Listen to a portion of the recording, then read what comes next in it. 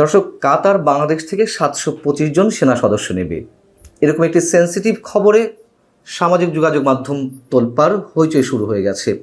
এমন একটি খবরে কেন হইচই শুরু হলো? আমরা জানি যে আর্থানা সামিট 2025 উপলক্ষে আমাদের প্রধান উপদেষ্টা 4 দিনের সফরে কাতার গেছেন কেবলমাত্র একদিন আগে, 20 এপ্রিল। তো সকালেই 21 এপ্রিল সকালে কাতার থেকে প্রধান উপদেষ্টা প্রেস সচিব মিস্টার শফিকুল আলম জানালেন যে তিনি যা বলেছেন হুবহু আমি একটু বলছি।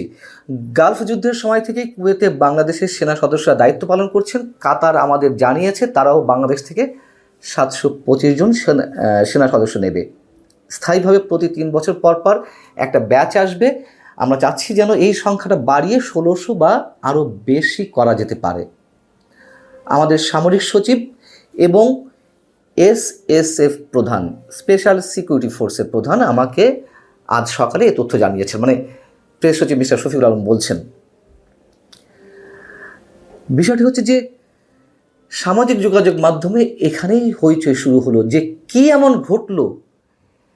রাত্রে রওনা দিলেন, 20 তারিখ রাত্রে রওনা দিলেন আমাদের প্রধান উপদেষ্টা তার সফর সঙ্গীদের নিয়ে, তার মধ্যে প্রেস সচিব রয়েছেন।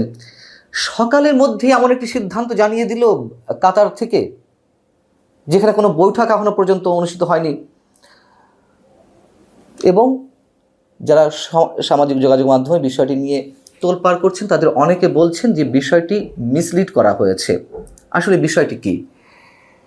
এমনভাবে এই বিষয়টি গণমাধ্যমের সামনে প্রেস সচিব শফিকুল আলম এনেছেন যেন মনে হলো যে রাতারাতি একটা চুক্তি করে ফেলা হয়েছে এবং কৃতিত্বটা ডক্টর মোহাম্মদ ইউনূস সরকারের।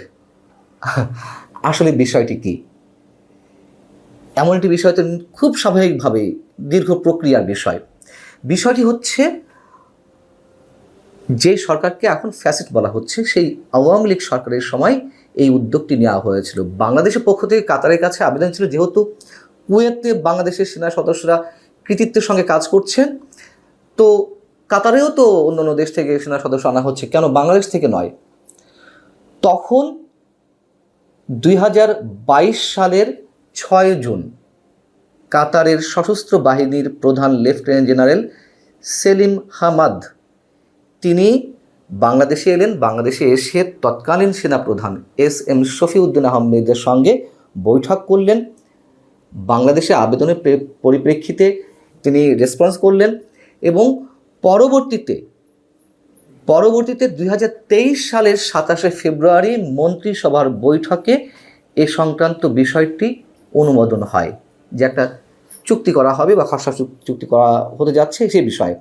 এবং ওই বৈঠক শেষে তৎকালীন মন্ত্রী পরিষদ সচিব মোহাম্মদ মাহবুব হোসেন সাংবাদিকদের জানিয়েছিলেন যে বাংলাদেশ ও কুয়েতের মধ্যে এরকম একটি চুক্তি রয়েছে এবং এর আওতায় 5000-এর বেশি আমাদের সেনাবাহিনীর সদস্য সেখানে কাজ করেন।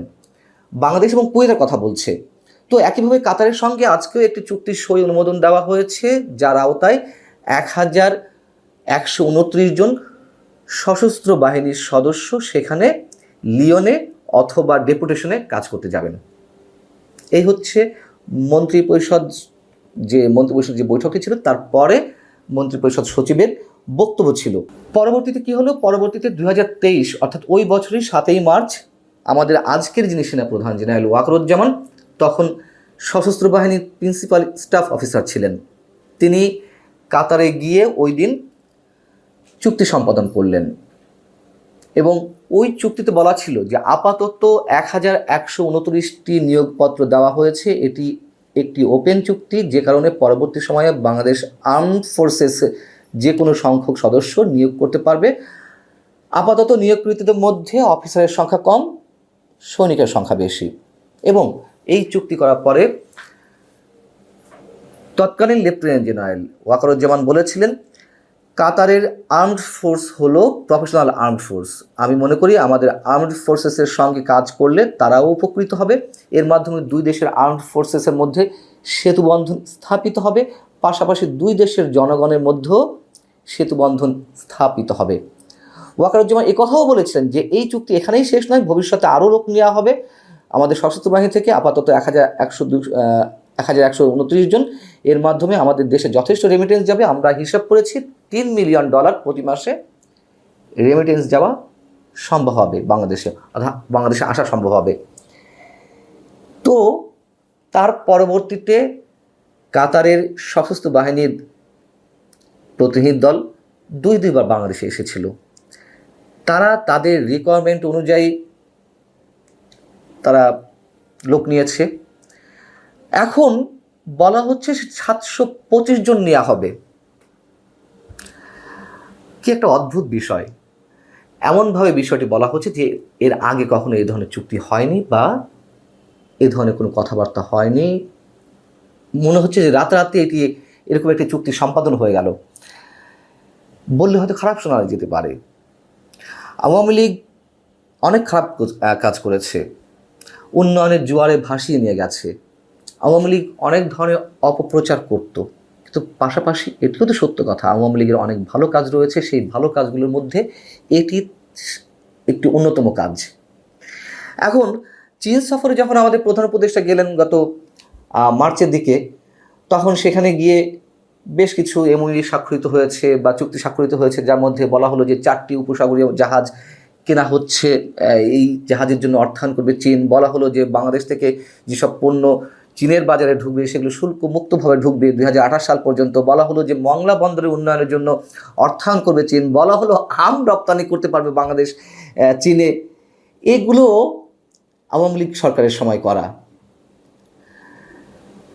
ওই যে বলছিলাম, আওয়ামী লীগ হয়তো অনেক জায়গায় বাড়িয়ে বলেছে, কিন্তু পার্থক্যটা কোথায়?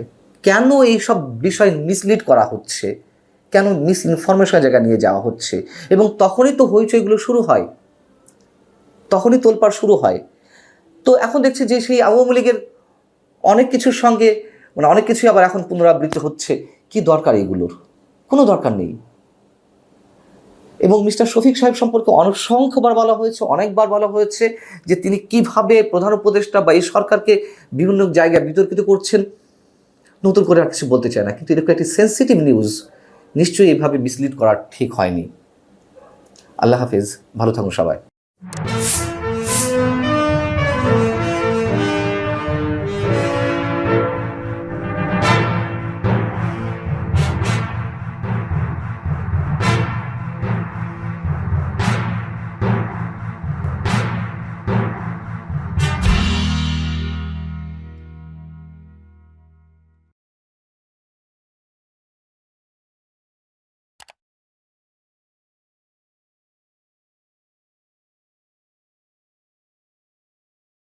দর্শক, সম্পূর্ণ ভিডিওটি দেখলেন, আশা করি বিষয়টি বুঝতে পেরেছেন। এই নিয়ে আপনার গুরুত্বপূর্ণ মন্তব্যটি অবশ্যই কমেন্ট বক্সে জানিয়ে দিবেন। ধন্যবাদ।